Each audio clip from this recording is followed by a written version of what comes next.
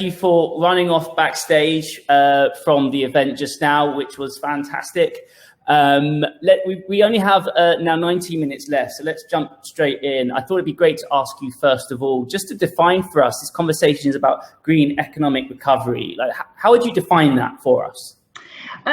So, you know, we know that we're moving, well, hopefully we're moving out of COVID. Obviously, there's a lot of uncertainty around the stages of the pandemic and what happens when, and that's going to change a lot. Kind of depending on local factors and very locally within countries. But one thing that is common is that governments around the world are looking at what comes next in terms of their economies. And we've seen commitments from very different countries about, you know, how do we get our economies back on track? That's been one of the biggest impacts of the pandemic, is obviously the economic impact. We've got to get our economies back on track. How do we do that? And we know that in lots of places that's going to take the form of economic stimulus. And so the question is, how do you spend that money? What taxes do you raise? What money do you spend, and so on? And how do we use that to change what we mean by kind of normality? And I think what's been really interesting in this crisis is, you know, and I've talked about this quite a lot in the last couple of days, is those of us who are working on sustainability during the financial crisis really had this sense of being told, you know, okay, you sustainability people, off you go, keep quiet, we'll come back to you once we've got out of it. And I think what we're seeing that's really different this time around is a much better understanding from politicians, from business people, from other influential people, that actually there's a way to spend that money in a way that allows you to do the things that you want to do on climate. And I think that's due to a number of factors around the public conversation that's changed about climate, you know, things like the impact of school children and schools for the future, Fridays for the future, how they've changed the public conversation, how businesses have been committing to things like the climate group campaigns, like the Hundreds campaigns and others, and seeing that actually the returns are really good, a much better understanding of the climate in corporates, in governments than they had 10 years ago. And so I think what we're seeing really hopeful signs of is a better understanding that we can really learn, you know, how to pursue net zero, and in a way that embraces inclusivity, hits climate targets, and doesn't leave anyone behind. Brilliant, thank you. And I see the numbers are coming up, people from leaving the previous event, and so this is the chance to ask Helen directly any questions you've got from that. Please do type your questions in the box there, and we'll be picking as many of them as we can and to put directly to Helen. But one thing I wanted to ask you first of all is just this term of sort of green economic recovery. Have you seen this week any particular sort of statistics or evidence that sort of really backs that up? Are there any sectors that we should be looking at that are really pushing that recovery? Yeah, and so there's been quite a lot of good modelling done sort of in the last few months. And so we're seeing things from McKinsey.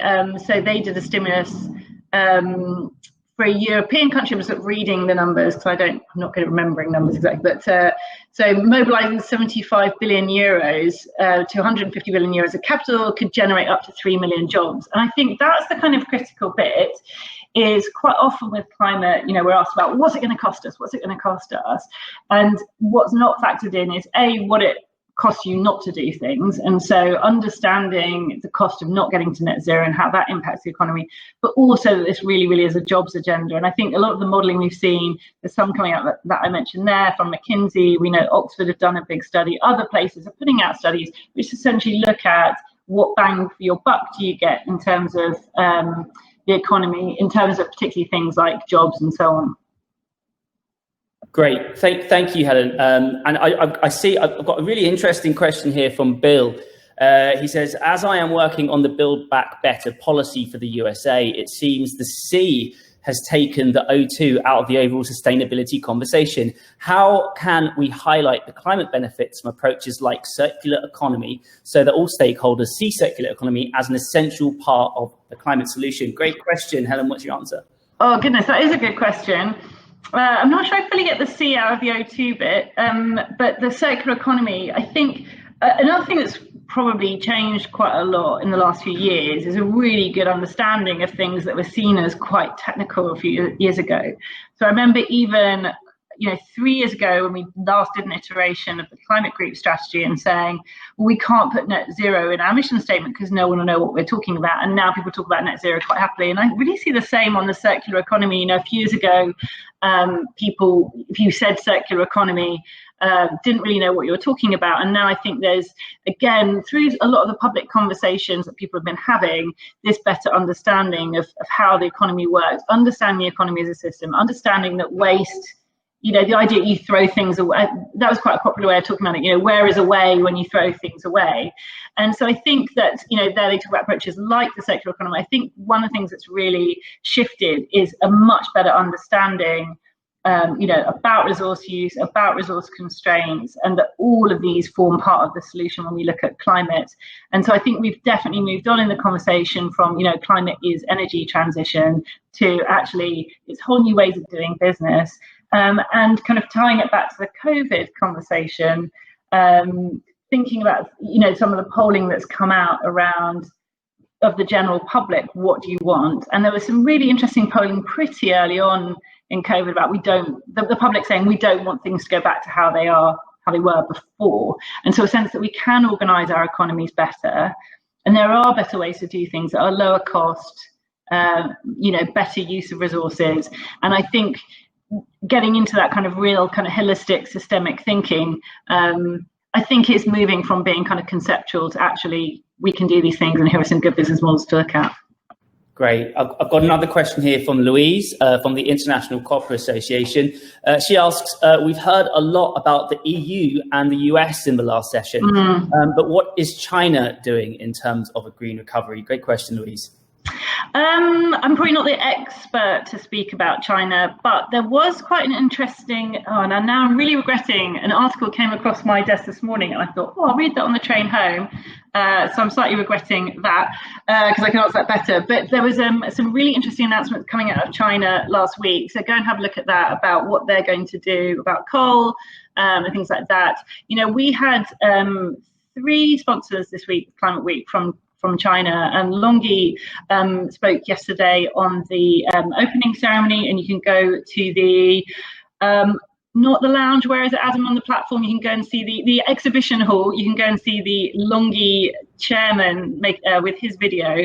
So that's in the briefing room. Longyi has a wonderful booth in the exhibition. I'm lost in this virtual conference centre. So go to the briefing room and have a look at his video because they're doing some really interesting things there. So we've seen really good engagement from Chinese companies in the last year in our corporate campaigns. We've seen them talking about how they're going to engage on policy, actually. And so again, it's a complicated story in China, but I think it's really interesting thing to start watching. And I think this news story last week is about that they are going to review their NDC. So let's keep an eye on that. Fantastic. David asks, it's almost always about transitions. How do natural resource-based economies like Australia, Canada, to some extent the US, deal with the need to ensure the economic vitality of regions and sectors whilst encouraging growth of innovation and lower carbon investments elsewhere? Yeah, that's a really good question. So I can plug our Under 2 event on Thursday morning, because this is a really live conversation for the Under 2 coalitions. As people hopefully know, Climate Group is the secretariat for the Under 2 coalition, which is over 200 states and regional governments from around the world who are committed to Paris, and a lot of them are going beyond that. And we've got a number of net zero commitments. And we've had a great project running in the last couple of years called the Industrial Transition Platform that looks at exactly this question.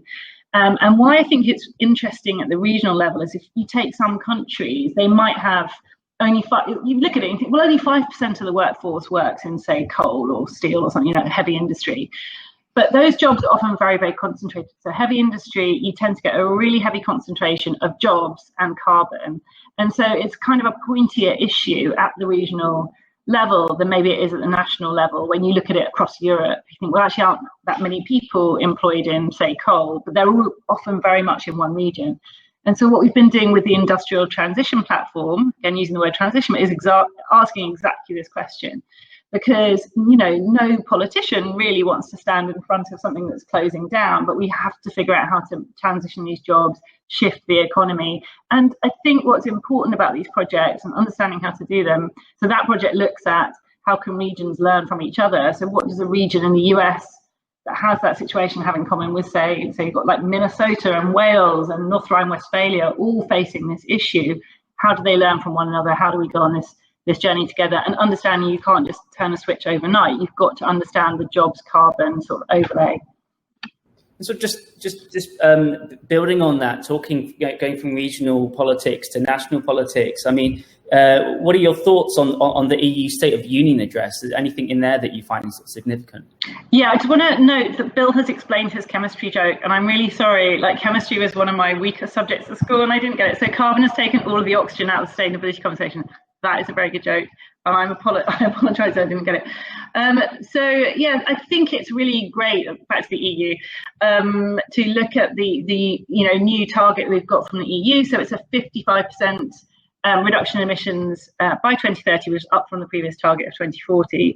I think we know that at the moment the EU is the leading sort of bloc on the climate. It's really important they continue to show leadership, really important to kind of keep pushing.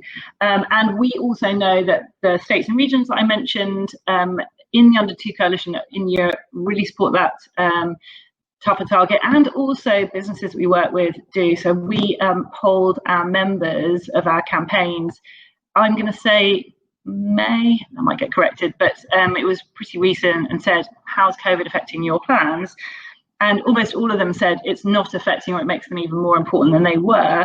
And over half said, we need more government support to do this. So forward-thinking business says we're committed to climate, we're going to do it, we still need government policy. And a lot of the climate group, the way that we work is really at this kind of intersection between policies and markets, so creating demand signals and using that to influence policy, also shape policy, look at how policy can unlock hitting corporate ambition and so on. So it's very interrelated, and I think it's important that we get the leadership from places, blocks like the EU, but also we are seeing that supported from non-state actors as well. You mentioned the work of the climate group there, which I think leads really nicely into Andrew's question. On the opening panel yesterday at the opening ceremony, the Harvard law professor challenged businesses to step up with their governments to advance a green recovery and low carbon economy. What can ClimateWorks and other major NGOs, hopefully including the climate group in that, do to urge this action?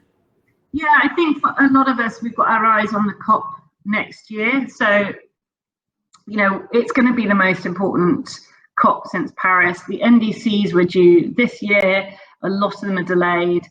We just need to keep pushing on that. And that's not to say that, national government, I was going to say trumps everything else, but they're all important pieces of the puzzle. I said it's not, some people say, which is more important, this or that? I don't think there's a kind of individual lever that will pull that gets us out of the climate crisis, but it's a complex, interrelated system. And so for NGOs like us, it's continuing to support the government, push them to do more. You'll see there was an ad, I think today, was it, in the, tell me which newspaper? The Times. The Times, letter to the Prime Minister, signed by a lot of companies, urging for a 2030 date on electric vehicles. So it's things like that. It's pushing governments to be more ambitious, but also saying we're there to help you deliver on those targets when you set them. And I think that's a really critical role for our bit of the system to keep pushing away on that. And I should also say it was also the Telegraph, I believe, as well. Don't want to miss them out too. Yeah. You said the word Trump there, albeit in a slightly different context. But bringing this back to the green economic recovery, I mean, we're talking about recovery plans. Do you think this is going to have a role to play in the election in the US, which is obviously something we're all thinking a lot about at the moment? Well, I don't think it's going to have a role in the election particularly.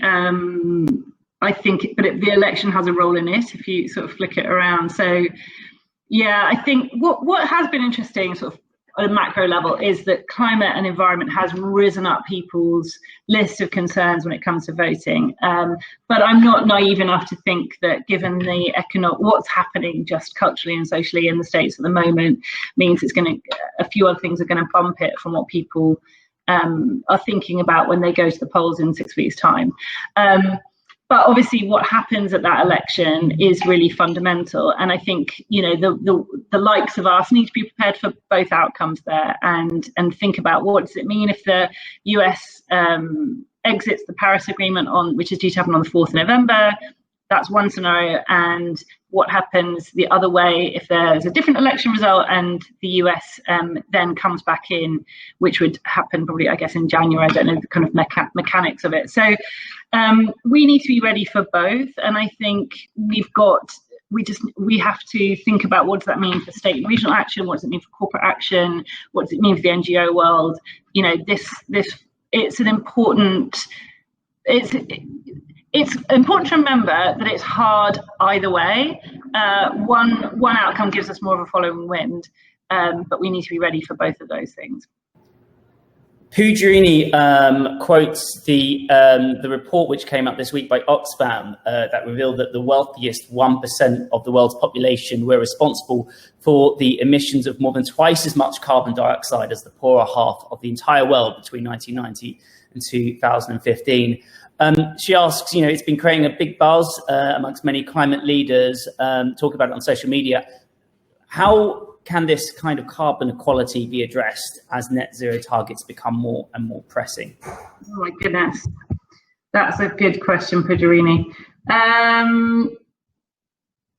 Yeah, I think so. Whenever we're talking about the green economic recovery, I think this is the sort of thing we need to think about. I think the Paris Agreement does a pretty good job on this in terms of saying it's nationally determined contributions. Each country has to step forward, trying to remove sort of the blame and things like that. But when we talk about COVID and recovery and people say we don't want to go back to how things were, I think there is this opportunity now to think about what sort of society do we want to create, and how do we ensure, when we talk about a just transition, it can be easy for that to sort of be a slogan.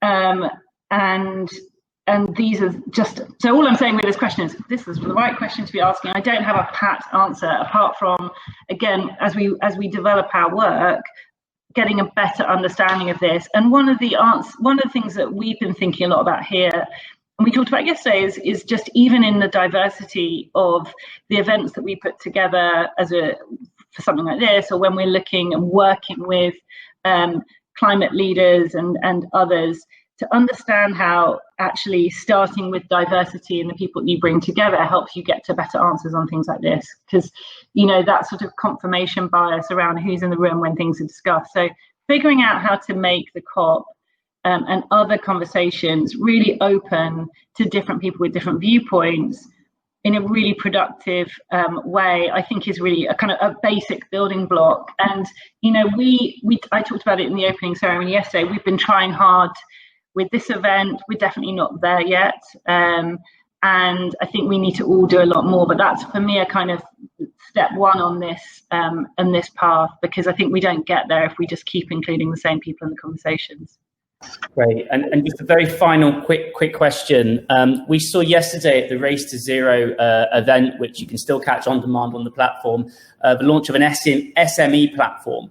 I'd just like to ask, as we look at green economic recovery, lots of very large organizations this week making very big announcements and commitments. But do you really think, do you think getting that message through to smaller organizations as well, is that going to be a game changer here?